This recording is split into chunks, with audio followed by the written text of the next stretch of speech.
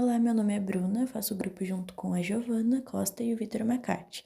Nós somos o grupo 5. Neste vídeo, iremos apresentar a questão 8 da prova, a questão 129 e a questão 146 do trabalho. Bom, começando pela questão 8 da prova. No seu enunciado temos: um homem encontra-se na origem de um sistema cartesiano ortogonal. Ele só pode dar um passo de cada vez, para o norte N ou para o leste L. E cada passo dele corresponde a uma unidade nesse sistema. Partindo da origem, que seria o 0, e passando pelo ponto A, que seria o 2 e 2, quantas trajetórias existem até o ponto B, que seria o 6 e o 5. Ou seja, ele quer saber quantas trajetórias possíveis existem do ponto A até o ponto B. Agora, resolvendo essa conta, para entendermos melhor, nós ilustramos, onde cada traço azul significa um passo para o leste e cada traço verde significa um passo para o norte. Bom, nós sabemos que para ir da origem até A, ele precisa dar 2 passos para o leste e 2 passos para o norte. E para ir do A até o B, ele precisa dar 4 passos para o leste e 3 para o norte. Então, iremos aplicar a fórmula da permutação com repetição, onde sabemos que Pn com N1 e N2 resulta em N fatorial sobre N1 fatorial até chegar no Nk fatorial, que seriam as repetições. Substituindo, chegaríamos no P4 com 2 e 2 vezes o P7 no 4 e 3.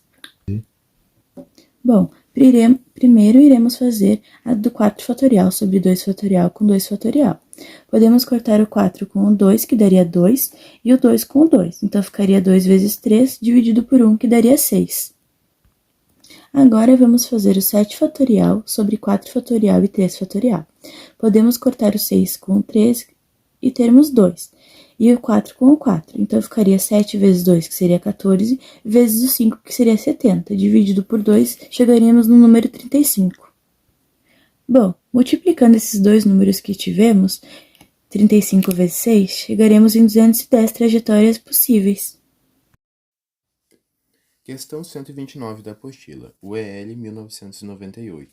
Considere as duas retas R e S concorrentes em um ponto O, conforme mostra a figura abaixo. O número de triângulos que podem ser construídos tendo por vértices 3 dos 8 pontos assinalados é. Então, vamos resolver essa conta.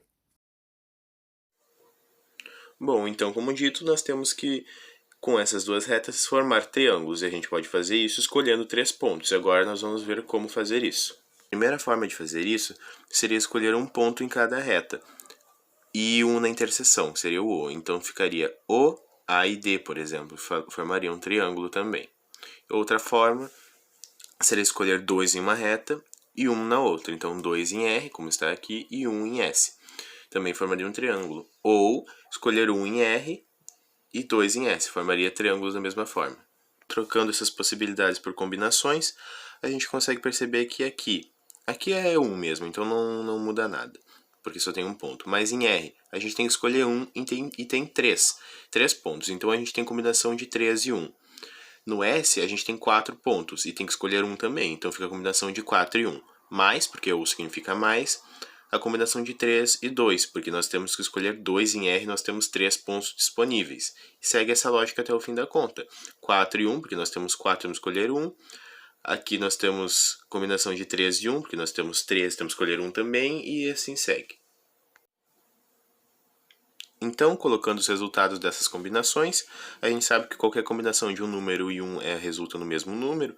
Então, fica 3 vezes 4 mais, o ou significa mais, 3 fatorial sobre 1 fatorial e 2 fatorial. Só que a gente vai resolver esse fatorial aqui depois, vezes o 4, porque é 1, mais o 3 e 1, que resulta em 3, e a fórmula dos números fatoriais aqui, que a gente vai resolver depois também. Dito, vamos resolver essa primeira fórmula aqui. A gente desenvolve o 3 até o 2, corta os 2 fatoriais e fica 3 dividido por 1, que resulta em 3. E esse segundo, a gente tem 4 fatorial dividido por 2 fatorial e 2 fatorial. A gente desenvolve o 4 até o 2 fatorial, corta os fatoriais e dá para simplificar o 4 com 2 também, que fica 2. Resulta em 2 vezes 3, dividido por 1, que resulta em 6. Então, trocando isso pelas formas que a gente já tinha lá em cima, os resultados que a gente já tinha, fica 3 vezes 4, mais o resultado dessa aqui, que deu 3, vezes 4, mais 3, que já estava aqui, vezes 6, que é o resultado dessa aqui. Agora só nos resta realizar essas multiplicações e somar. As multiplicações de 13 e 4, 3 vezes 4, resultam em 12. E a de 3 vezes 6 resulta em 18. Então fica 12 mais 18. Isso resulta em 42. Agora, resolvendo de uma forma equivocada, que chegaríamos no resultado errado. Bom, então vamos imaginar que a pessoa, na hora de resolver, ela esqueceu que ela deveria multiplicar as combinações para depois somá-las. Ela só somou todas elas. Então ela chegou aos resultados todos certos, porém ela somente o somou. Isso poderia ser um erro bem comum de acontecer. Então, somando os números 3, a gente chegaria em 9, somando os números 4, a gente chegaria em 8 e o 6. Então, 9 mais 8 dá 17, mais 6 a pessoa chegaria em 23, quando na verdade isso é um pouco mais da metade do que a gente conseguiria fazer.